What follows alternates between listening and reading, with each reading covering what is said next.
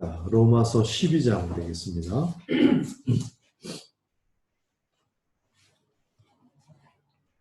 먼저 한번 쭉 읽죠. 1절부터 마지막 절까지 같이 시작. 그러므로 형제들아, 내가 하나님의 모든 자비하심으로 너희를 권하노니 너희 몸을 하나님이 기뻐하시는 거룩한 산 제물로 드리라. 이는 너희가 드릴 영적 예배니라. 너희는 이 세대를 본받지 말고 오직 마음을 새롭게 함으로 변화를 받아 하나님의 선하시고 기뻐하시고 온전하신 뜻이 무엇인지 분별을 하도록 하라.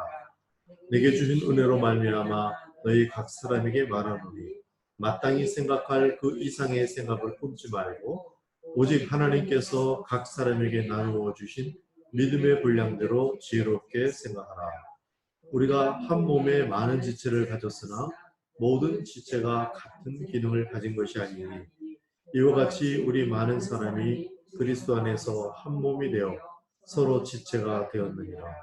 우리에게 주신 은혜대로 받은 은사가 각각 다르니 혹 예언이면 믿음의 분수대로, 혹 섬기는 일이면 섬기는 일로, 혹 가르치는 자는 가르치는 일로, 혹 위로하는 자면 위로하는 일로, 구제하는 자는 성실함으로, 다스리는 자는 부지런함으로, 긍휼을 베푸는 자는 즐거움으로 할 것이니라. 사랑에는 거짓이 없나니 악을 미워하고 선에 속하라. 형제를 사랑하여 서로 우애하고 존경하기를 서로 먼저 하며 부지런하여 게으르지 말고 열심을 품고 주를 섬기라. 소망 중에 즐거워하며 환난 중에 참으며 기도에 항상 힘쓰며 성도들의 쓸 것을 공급하며 손 대접하기를 힘쓰라. 너희를 박해하는 자를 축복하라. 축복하고 저주하지 말라. 즐거워하는 자들과 함께 즐거워하고 우는 자들과 함께 울라. 서로 마음을 같이 하며 높은 데 마음을 두지 말고 도리어 낮은 데 처하며 스스로 지혜 있는 채 하지 말라. 아무에게도 악을 악으로 갚지 말고 모든 사람 앞에서 선한 일을 도모하라. 할 수 있거든 너희로서는 모든 사람과 더불어 화목하라. 내 사랑하는 자들아, 너희가 친히 원수를 갚지 말고 하나님의 진노하심에 맡기라. 기록되었을 때 원수 갚는 것이 내게 있으니 내가 갚으리라고 주께서 말씀하시니라. 내 원수가 줄이거든 먹이고 목마르거든 마시게 하라. 그리함으로 내가 숯불을 그 머리에 쌓아 놓으리라. 악에게 지지 말고 손으로 악을 이기라.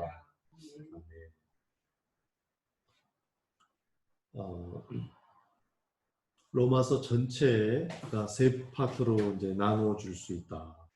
1장부터 8장까지 전반부, 그리고 12장부터 마지막까지 후반부인데 이 중간 부분이 있고요. 앞에 부분은 믿음의 교리에 대해서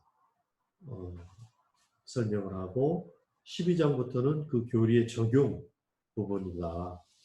그런데 중간 부분은 필요 없는 부분이 삽입된 것도 아니고 건너뛰어도 되는 것도 아닌 정말 그 전체가 실제로 가능하도록 해주는 그 신앙의 코어가 그 안에 들어있다.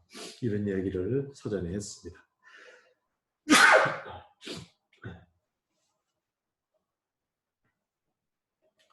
자, 그럴 때 1절 이렇게 시작하거든요. 그러므로 같이 한번 읽어보죠. 시작.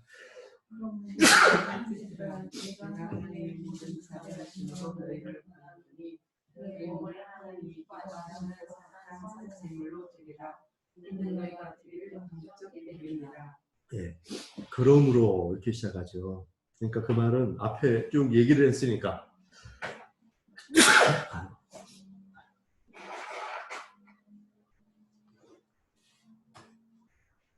앞에서 이제 이어서 이야기한다 이 말이죠.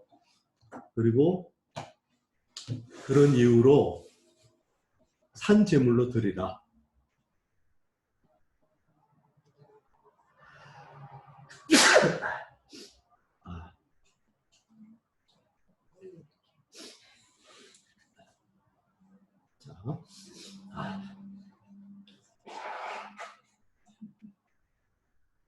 오늘 재미난 광경을 목격하고 계십니다.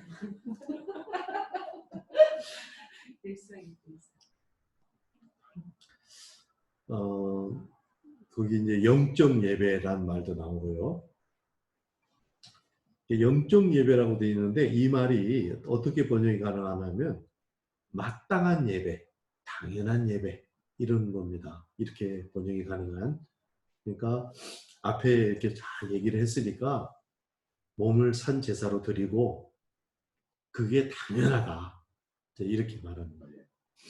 그러므로 앞에 말한 말을 우리가 다시 한번 챙겨본다면 가까운 곳에서 뭐라고 말했냐면 바로 앞에 11장 마지막이 되겠죠. 33절부터 36절까지만 읽어보여요. 11장 33절부터 시작. 깊도다 하나님의 지혜와 지식의 풍성함이요 그의 판단은 헤아리지 못할 것이며 그의 길은 찾지 못할 것이로다. 누가 주의 마음을 알았느냐? 누가 그의 모사가 되었느냐? 누가 주께 먼저 되어서 갚으심을 받겠느냐?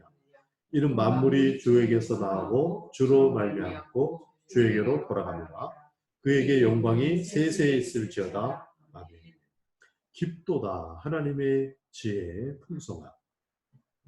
그리고 만물은 다 주께로부터 나온다. 이런 얘기. 그러니까 신류의 원리라고 말씀드렸죠. 지혜와 지식이 높으신 하나님 그 얘기를 하면서 참 있음은 하나님뿐이다. 그런 얘기를 하니까 그러면서 이제 그러므로 연결이 되죠. 하나님이 이런 하나님이니까 그 결과 우리 행동은 산재물로 들어줘야 된다. 이렇게 연결이 될 수도 있고요. 이것은 근적 문맥을 살핀 거고 멀리 떨어져 있는 원적 문맥을 살피면 전체가 되겠죠. 로마서 1장부터 8장, 9장부터 11장 전체인데 앞에 부분 그 전반부의 얘기는 믿음 얘기였거든요. 믿음. 다른 말로 하면 신실함에 관한 교리였어요. 그것도 어떻게 끝나냐면 8장 36절부터 9절인데 기록된 바 우리가 종일 주를 위하여 죽임을 당하게 되며 도살당할 양같이 여김을 받았나이다 함과 같으니라. 그러나 이 모든 일에 우리를 사랑하시는 이로 말미암아 우리가 넉넉히 이기느니라. 내가 확신하노니 사망이나 생명이나 천사들이나 권세자들이나 현재일이나 장래일이나 능력이나 높음이나 기쁨이나 다른 어떤 피조물이라도 우리를 우리 주 예수 그리스도 안에 있는 하나님의 사랑에서 끊을 수 없느니라. 넉넉히 이긴다. 그러니까 상황은 막 지금 도살당한 양같이 그런 상황에 처했어요. 그럼에도 불구하고 넉넉히 이긴다. 하나님 사랑에서 끊을 수 없다. 뭐든지 다 나와봐라. 뭐 이런 식의 담대한 선포가 있거든요. 넉넉히 이기다. 그러므로 너의 몸을 산제사로 드리라. 이렇게도 연결되고요. 9장부터 마지막 11장까지 그걸 보면 거기에는 신앙의 코어에 대한 얘기가 있다 그랬죠. 예정론 얘기도 나오는데 그것은 하나님의 주권 얘기고 부럽게 해주는 신앙생활 이것도 나오고 신류의 원리로 마무리되고 이렇게 하는데 이런 얘기를 다 듣고 그러므로 하면서 이제 하는 거예요. 그러니까 앞에 이 원리를 제대로 알아들었으면 당연히 몸을 산제물로 드리는 거다. 이렇게 이제 얘기하는 겁니다. 산제물, 제물이라는 게 원래 죽는 거죠. 완전히 죽는 겁니다. 근데 앞에 살았다가 붙어 있어요. 살아요. 그러니까 이게 예수 그리스도와 함께 죽고 예수 그리스도와 함께 사는 걸 얘기하는 겁니다. 완전히 함께 죽고 함께 살고 살았다와 죽었다가 붙어 있는 그런 아주 단어예요. 그래서 앞으로 이제 12장부터 얘기할 내용들이 있는데 이것은 이제 그 평범하게 그리스도인의 윤리 뭐 이런 식으로도 제목을 붙여요. 근데 그 말을 오해하면 안 되는 게 그리스도인들은 이런 식으로 살아야 된다 하고 그냥 도덕 선생님이 가르치듯이 그런 말이 아니라 그런 말들이 가능하려면 반드시 뭐가 돼야 되냐면 산 재물이 돼야만 이게 가능하다.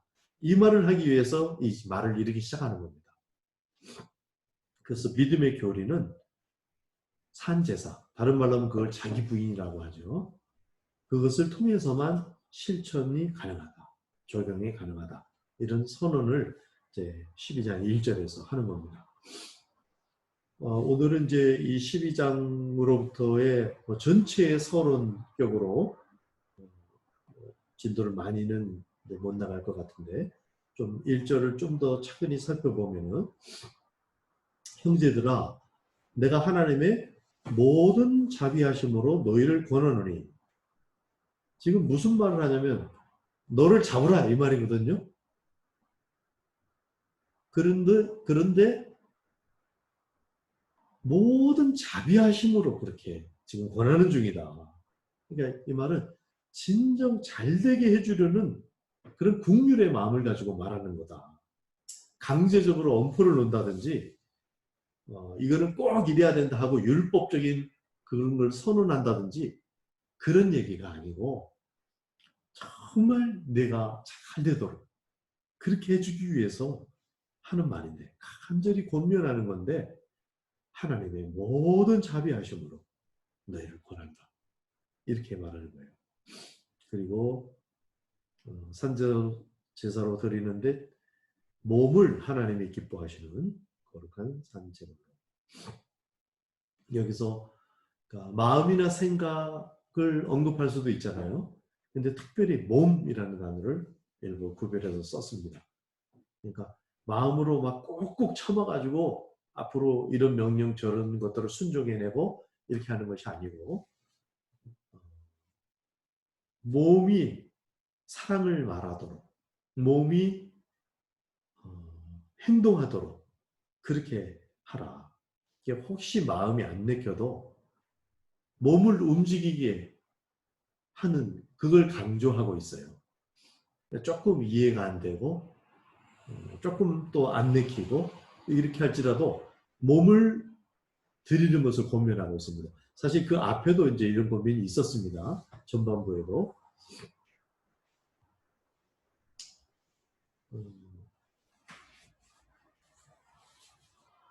행동하는 부분. 그리스도인들이 믿음의 원리, 이걸 실천하는 데 있어서 지금 막 이러저러 마음이 동해서 하고 뭐 이런 게 당연히 되면 좋겠지만은 그렇지 않더라도 당연히 해야 될 게 있는데 몸을 들여라. 이렇게 지금 하고 있는 말이고요. 2절에는 너희는 이 세대를 본받지 말고 오직 마음을 새롭게 함으로 이제 마음의 얘기가 나옵니다. 몸부터 얘기하고 마음을 얘기하는데 먼저 본받지 말고 이 세대를 그러니까 세상의 방식대로 흘러가면 안 된다. 산재물의 방식, 그리스도인의 방식은 세상의 방식과는 다르다. 어쩌면 정반대라고 말할 만큼 다르다. 그러니까 이 세대를 본받지 말라. 세상에서는 상식일지 몰라도 우리에게는 상식 이상의 삶이 있습니다. 살다 보면 또 상식 이하로 행동하는 경우도 있어요. 그런 건 참 안타깝죠. 근데 사실 상식 이상의 삶이 있는데 상식 수준에서만 사는 사람들은 그걸 못 알아보는 수도 있지요. 그래서 상식 이하인지 상식 이상인지를 구별 못하고 다 박해하고 핍박하고 자기 수준 밑으로 보고 이러는 수가 있죠. 근데 그리스도인들은 산 제물로 살기 시작하면은 상식 이상의 삶이 있어서 이 세대를 본받아서는 안 되는 마음을 새롭게 함으로 변화를 받아.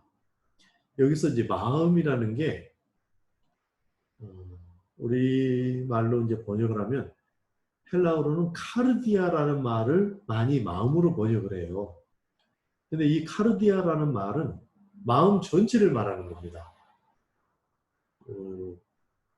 전체를 통틀어서 말할 때 카르디아고 여기에서는 루스라는 단어를 썼어요. 근데 마음이라고 번역을 한 겁니다. 이거는 보통 좀 분석적으로 생각을 하면은 이성에 가깝습니다. 자의식에 가깝습니다. 그러니까 우리 마음을 이루는 영역이 푸시케가 있고 사르크가 있고 이렇거든요. 또 푸뉴마가 있고 이런데 그 푸시케라는 거는 이제 우리의 혼이라고 번역도 하고 생명, 정신 이런 영역인데 그 부분에서 자의식이 있어요. 내가 지금 뭘 듣고 있지?를 생각하는 내가 있죠. 그걸 인식하실 수 있죠. 그게 자의식입니다. 그거 의식 없이도 생각을 해요. 거의 그걸 생각 안 하고 막 우리가 생각하죠. 그 영역이 푸시케라면 이 누스는 그 푸시케의 영역 안에서 주체가 되는 자의식입니다. 이성이라고 그냥 편안하게 번역을 하기도 하는데 더 정확하게 하면 자의식인데 주도적인 핵심 자아가 있는데 그것이 변화를 받아야 된다. 그러니까 지금 감정, 무의식 뭐 이런 것도 다 나지만은 지금 말하는 이 누스 이성이라고 딱 1대1로 번역할 수 있을지 모르겠어요. 어쨌든 이 자의식 부분이 나를 대표하는 핵심 영역인데 여기가 변해야 된다. 이런 이야기를 하는 거고 생각 방식의 변화 생각을 하는 어떤 내용을 생각한다. 이게 변하는 것도 중요하지만은 생각하는 방식 자체 패러다임 시프트라고 그러죠. 그러니까 세상의 방식하고는 완전히 다른 내용으로 윤곽은 비슷한데 내용만 바뀌는 그런 게 아니고 완전히 패턴이 달라지는 거예요. 이걸 지금 산 제물의 삶의 시작이 그렇습니다. 그래서 크리스찬의 삶이 이게 예수님 믿으면 좀 행동도 바르게 해야 돼. 또 윤리, 도덕 같은 것도 잘 지켜. 그런 게 아니라는 거예요. 완전히 다른 방식이다. 그걸 바꾸는 이야기를 하는 거고 당연히 그 결과로 세계관, 가치관, 사고방식 이런 것들이 바뀌는 거죠. 그래서 이 세대를 본받지 말고 오직 마음을 새롭게 함으로 변화를 받아. 이 간단한 문장 안에 사실 이런 것들이 함축되어 있다 하는 점을 우리가 이제 하려고 하는 거고요. 그 다음에 하나님의 선하시고 기뻐하시고 온전하신 뜻. 하나님의 뜻 이래도 되잖아요.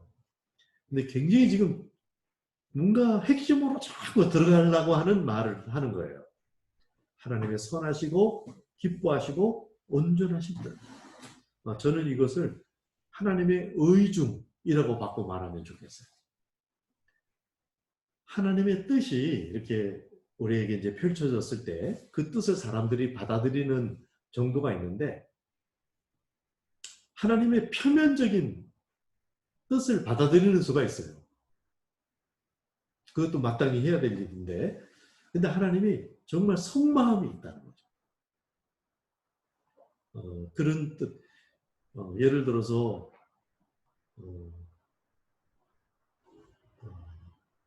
다른 불로 제사를 한 제사장들이 있었죠. 여호와의 불로가 아니라 하늘로부터 내려온 그 불로 사실 그걸 유지하면서 그것으로 제사를 해야 되거든요.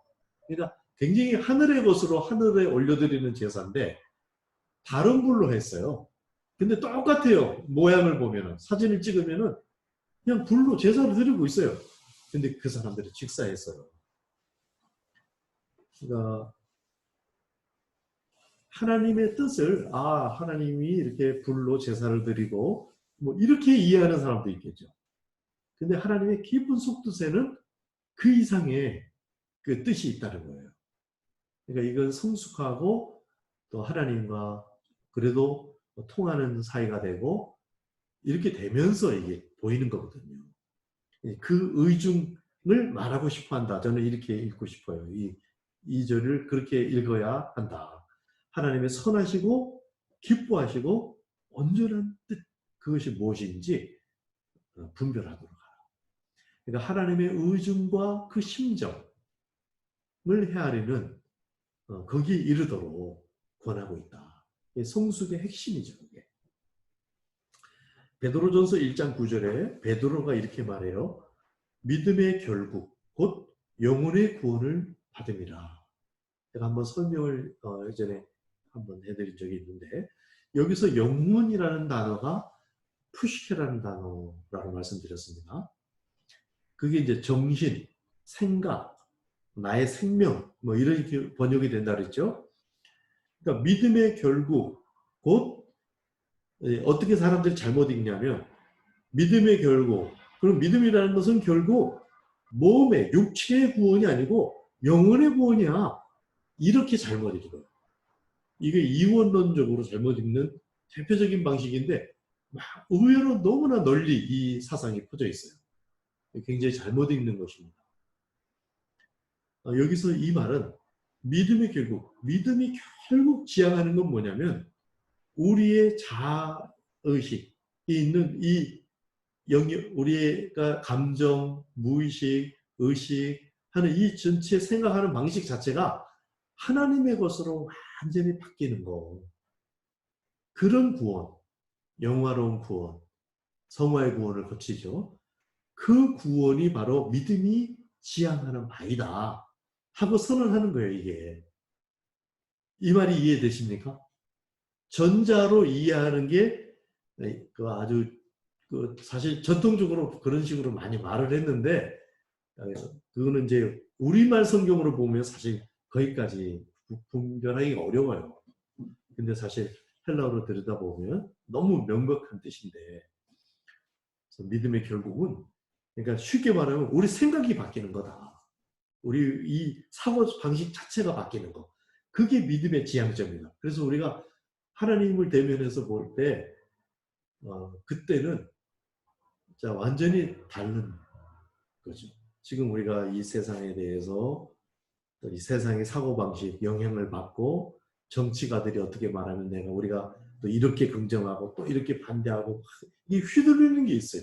세상에 살면서. 근데 믿음의 결국, 믿음이 지향하는 바는 그 생각이 근원적으로 바뀌는 거다. 이게 그 생각이 어디에 일치하겠어요? 하나님의 의중과 심정에 일치하는 그런 생각으로 가는 것. 이게 바로 믿음이 결국이다. 이렇게 베드로가 이제 말한 것이고 사도 바울은 로마서에서 하나님의 의중과 심정이라고 요약할 수 있는 하나님의 선하시고 기뻐하시고 온전하신 뜻이 무엇인지 분별하도록 하라. 이렇게 말씀하셨습니다. 자, 이제 3절. 내게 주신 은혜로 말미암아 너희 각 사람에게 말하노니 마땅히 생각할 그 이상의 생각을 품지 말고 오직 하나님께서 각 사람에게 나누어 주신 믿음의 분량대로 지혜롭게 생각하라. 8절까지 쭉 연결되는 건데 우선 자 여기 믿음의 분량대로 그러니까 마땅히 해야 할 그 한계를 초과하지 말고 적절한 수준을 유지해라. 이 말은 믿음의 어떤 상한선을 긋고 있나요? 하한선을 긋고 있나요? 이렇게 질문드리면 마땅히 생각할 그 이상의 생각을 품지 말고 그 이상으로 생각하지 마라. 상한선을 긋고 있어요? 하한선을 긋고 있어요? 상한선을 긋고 있죠? 그죠? 그러니까 여기를 한번 봐보실래요? 믿음으로 이렇게 생각해라가 아니라 이 이상 들어가지 말고 이렇게 밑으로 생각해라. 이렇게 해주고 있잖아요. 그죠? 믿음을 막 붙돋우는 게 아니고 좀 안돈시키고 있는 그런 말이죠. 그러면서 믿음의 분량대로 지혜롭게 생각. 그게 지혜다. 이렇게 얘기를 하고 있어요. 그러니까 바울 자신도 그렇게 하고 있다. 이런 말이겠죠. 믿음을 부추기고 격려하는 것이 아니라 오히려 믿음을 안돈시키고 있어요. 어떻게 생각하세요? 이 점에 대해서? 정말 본문이 그렇게 말하고 있나요? 그거는 정말 본문이 그렇게 말하고 있다고 말할 수밖에 없네요. 그죠? 다시 한번 읽어보세요. 정말 그렇게 하고 있어요. 이게 저한테 굉장히 숙제가 됐던 이제 구절인데요. 자, 현대 성도들에게 적절한 적용의 말씀이니까 어떻게 생각하세요? 아, 그 믿음, 그 너무 믿음 있게 그렇게 하지 말고 좀 이렇게 믿음 없는 좀 밑으로 생각해라. 약 이런 식으로 지금 하고 있는 거예요. 막 믿음을 붙들어주고 격려하고 이래야 될 상황 아닌가요? 아니, 본인의 어떤 믿음의 분량이 있는데 하나님이 보셨을 때나 그 이상을 할 때 하는 얘기겠죠. 근데 이제 그 사람은 근데 네. 그 이제 오버할 때. 그 사람이 네. 왜 오버하고 있을까요? 이제 그렇게 하는 것이 하나님께 잘하는 거. 자기 믿음이 예를 들어 8이면 이제 남이 봐서 하나님 보셨을 때 8인데 남이 봐도 8인데 자기는 10을 하려고 할 때.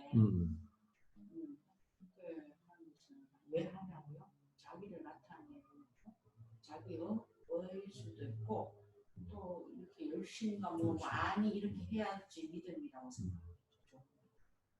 그리고 시험 들잖아요. 맞아요. 뭐 그런 현상이 이제 있네요. 네. 제가 이제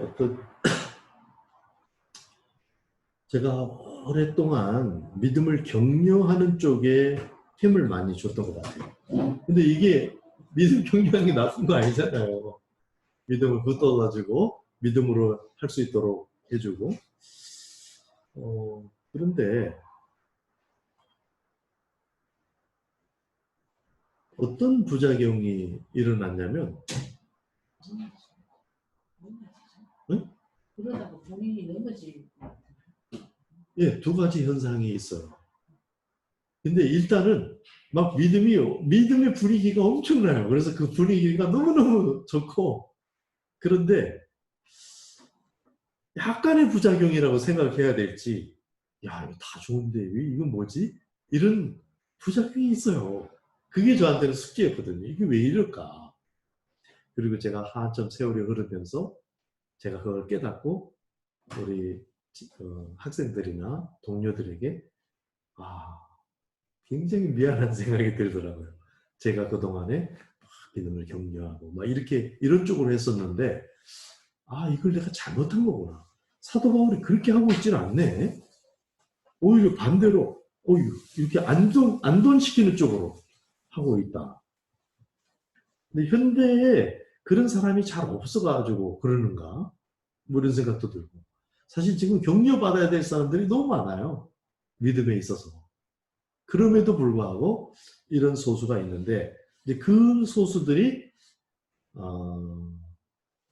동기가 조금 잘못된 동기로 이제 그렇게 믿음의 분량을 오버해서 하는데, 여기 이제 이걸 생각을 해보면은, 사실 이 산재물의 삶에 대해서 제대로 알아들었으면 믿음이 막 넘치는 거예요. 자기가 현재 갖고 있는 믿음보다 더 큰 것으로 착각이 일어날 만큼의 말을 지금 들은 거예요. 앞에 지금 산재물로 들으라 한 게 엄청 센 말을 한 겁니다. 그러니까 이 말을 알아들은 사람은 어떤 현상이 일어나게 돼 있냐면 약간 오버하는 믿음이 나타날 가능성이 많아요. 그게 정상이에요. 그러니까 그게 안 나타나면 약간 못 알아들었다고도 생각할 수 있어요. 근데 현대 성도들은 내가 생각할 때는 거의 못 알아듣는 쪽으로 현상이 일어나고 있다.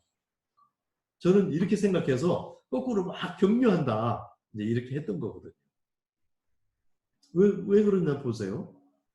이제 산 제물로 산다는 말은 이제 내가 사는 게 아니고 내 안에 그리스도가 산다 이 말이에요.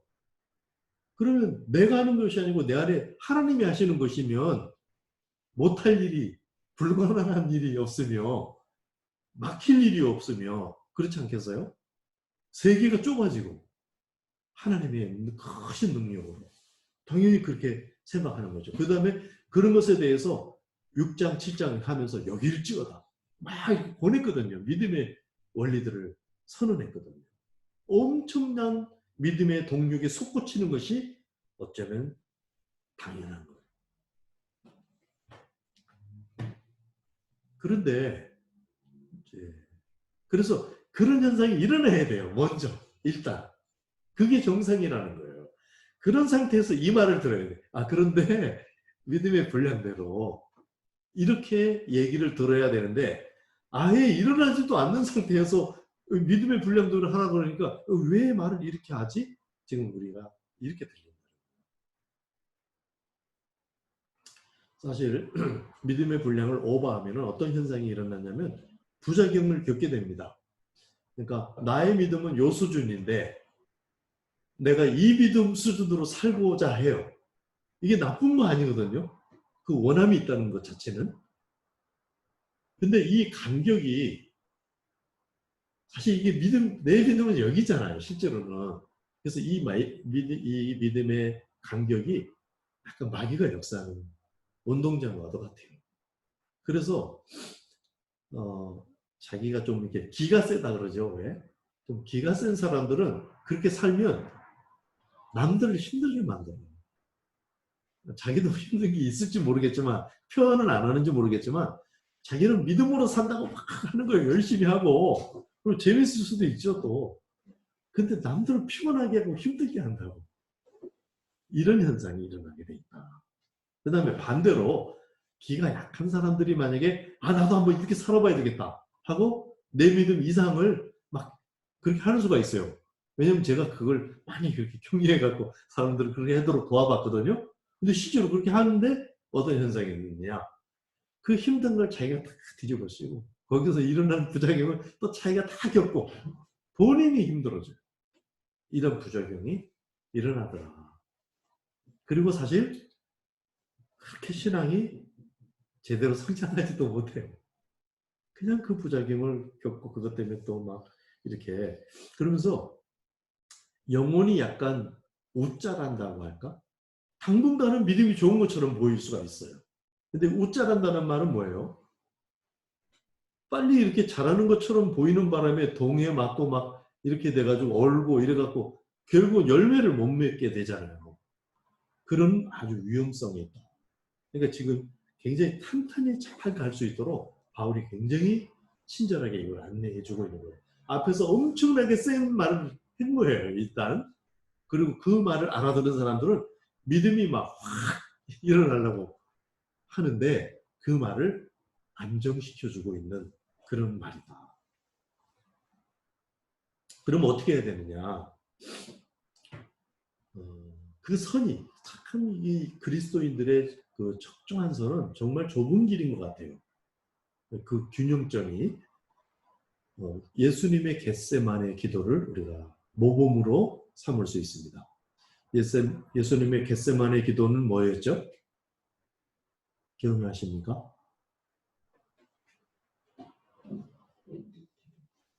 내 뜻대로 마옵시고 주 뜻대로 하옵소서, 아버지 뜻대로 하옵소서. 그것부터 생각납니까? 이게 두 파트로 되어 있거든요. 겟세마네 기도가. 첫 번째는 이 잔을 옮겨주세요. 그리고 후반부는 내 뜻대로 마옵시고 아버지의 뜻대로. 그런데 이 잔을 옮겨주세요가 거의 많은 시간을 차지했다가 바뀌겠죠. 내 뜻대로 마옵시고 아버지 뜻대로 하옵소서를 길게 하지는 않겠죠. 이 잔을 옮겨주세요. 이런 강력한 기도를 오래 했고 그걸 3차례 하셨어요. 예수님이. 예수님이 이렇게 기도한 것에 대해서 어떤 신학자들은 찌질하다. 예수님이 그거를 정말 모르는 사람이죠. 이 인간들의 연약함과 0점 이하의 삶을 다 체험하신 거예요. 그렇게 그리고 정말 인간이 되신 거예요. 그런 상태에서 기도하는데 그러니까 자기의 있는 그런 정직한 바램, 있는 그대로의 모습 그것을 하나님께 내놓는 것이 굉장히 중요한 포인트다. 내 믿음을 그냥 처음부터 막 이렇게 생각하는 게 아니라 내 믿음이 정말 어디에 있는지 이거를 정말 알아야 된다는 거죠. 그걸 지금 하고 그리고 그렇게 해서 정말 주님께 그 마음이 닿으면 성령께서 수면 위에 운행하신다 그러잖아요. 그 수면에 성령께서 그 우리의 마음 상태에 임하셔서 거기에서 믿음으로 믿음에 이르게 하시는 견인을 하시는 거예요. 그래서 우리가 지금 이 믿음 수준인데 이 믿음까지 올라가고 싶다 했을 때 원하면 원할 수 있죠. 그러나 이 원함을 원할 때도 내 믿음이 여기인 것을 알고 원하고 이것을 기도로 채울 때 그래야 이게 하나님이 이 믿음을 끌어올려 주신다. 그러니까 믿음과 기도 이게 같이 가는 거죠. 이게 기도로 채워지지 않고 내 믿음이 많이 이렇게 높은 것처럼 막 행동하고 말하고 이렇게 하기 시작하면 여기서 이제 부작용이 일어나면서 자기도 시험 들고 남도 시험에 들게 할 수 있고 이런 현상이 일어날 수 있다. 그래서 믿음은 정직과 겸손으로 이루어져 있다. 이 말 혹시 기억하십니까? 제가 하박국서를 하박국서 2장 4절의 그 말씀은 오직 믿음으로 살리라. 의인은 믿음으로 살리라. 그 말씀은 로마서, 갈라디아서, 히브리서에서 다 인용하는 그런 지금 우리가 오직 믿음이라는 말을 하는 것의 그 원본이에요. 그쪽으로 가면은 그 믿음은 이제 정직과 겸손으로 되어 있는데 그래서 하나님 앞에 굉장히 정직하게 나오는 것. 이게 굉장히 중요한 것이다. 믿음이 좋은 것처럼 포장할 이유가 전혀 없어요. 정말. 그렇게 할 필요도 없고 그렇게 하면 헛바퀴를 계속 돕니다. 성장을 안 해요. 근데 정말 자기의 믿음이 어느 수준인지를 정확하게 딱 내놓으면 그러면 근데 이럴 수가 있죠. 그러면 막 힘들어요. 난 불만처럼 뭔가 이렇게 불만족스러운 게 생겼어요. 그럴 때 막 불만을 얘기하면 그럼 정직한 거냐? 겸손하고 항상 같이 가야 되거든요. 막 불만을 얘기하는 것은 겸손한 게 아니에요. 하나님께 그대로 말씀드릴 수는 있어도 불만을 토로하는 것이 아니라 지금 내가 이렇게 모자라고 힘듭니다를 그냥 아르는 거라야 돼요. 그게 겸손이거든요. 그리고 얼마든지 또 아랠 수 있도록 해놓으셨고요. 그게 복종이라는 단어인데 그게 이제 기도에 사용되는 말입니다. 그러니까 자기를 밑에다 둔 상태에서 있는 형편을 그대로 다 말씀 다 드릴 수 있는 것. 예수님이 그걸 하는 거예요. 내 잔을 옮겨주세요. 그 다음에 그렇게 하고 있으면 끌어올려 주셔서 이제 내 뜻대로 마옵시고 아버지의 뜻대로 되기를 원합니다. 그러니까 원함 자체가 올라가는 거죠. 그렇게 바꿔주신다. 그래서 산재물의 그 삶을 제대로 알아들으면 믿음이 확 진짜 올라서야 된다. 그리고 생각을 그렇게 할 수 있고 그러나 그것이 생각을 그렇게 하고 그것을 알았다고 해서 내 믿음이 그만큼은 아닌 것을 또한 알아야 된다. 이제 이 간격을 기도로 채워가면서 성장해 가야 되는 그런 과정을 지금 이제 로마서 12장 1절부터 3절 사이에서 담고 있는 것입니다. 그래서 그런 원리를 가지고 이제 산재물의 생활, 그러니까 그리스도인의 생활을 쭉 이제 앞으로 이야기를 할 거예요. 자, 오늘은 여기까지만 하려고 합니다. 다음 주에 나머지 부분을 하려고 합니다.